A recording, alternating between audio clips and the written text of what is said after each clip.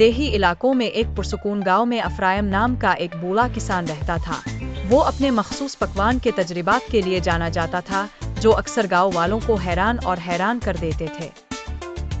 ایک دھوپ والی دوپہر افرایم نے واقعی کوئی غیر معمولی چیز آزمانے کا فیصلہ کیا، سانپ کے زہر کے ساتھ دوک سے بنا کھیر۔ اس نے ایک بار غیر ملکی پکوانوں کی کہانیاں سنی تھیں جو غیر متوقع اجزاء کے ساتھ ذائقہ کو بڑھا دیتی ہے، اور اس کا تجسس اس سے بڑھ گیا۔ افرایم نے احتیاط سے برتن تیار کیا۔ اس نے اپنی پیاری گائے بیسی سے تازہ دودھ حاصل کیا اور ایک سانپ سے نکالا گیا زہر کا ایک قطرہ شامل کیا، جو اسے اپنے فارم کے مضافات میں پھسلتے ہوئے پایا۔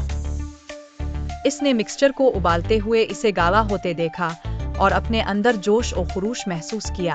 وہ یہ دیکھنے کے لیے انتظار نہیں کر سکتا تھا کہ آیا اس کے تجربے کا نتیجہ اگلا پاک شاہکار بن جائے گا۔ جیسے ہی اس کے کچن کی کھڑکی پر کھیر ٹھنڈا ہوا، ایک شوقین کبوتر قریب ہی اترا، جس کو پیالے سے اٹھتی میٹھی خوشبو نے کھینچا۔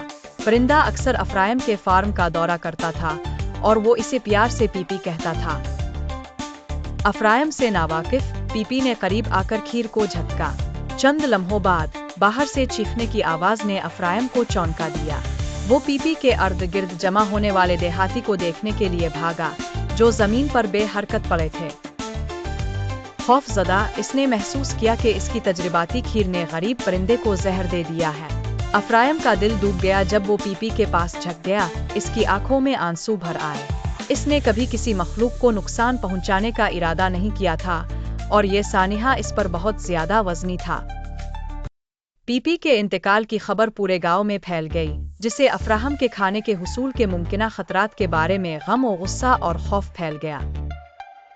پچھتاوا کسان نے دوبارہ کبھی خطرناک اجزاء کا استعمال نہ کرنے کا عہد کیا اور دیہاتی تزئین کے لیے فارم کا دورہ کرنے لگے۔ افرایم نے پی کو ایک عظیم الشان بلوط کے درخت کے نیچے دفن کیا۔ اس جگہ کو ایک چھوٹے سے پتھر سے نشان زد کیا گیا، جس میں الفاظ تجسس کی قیمت کندہ تھے۔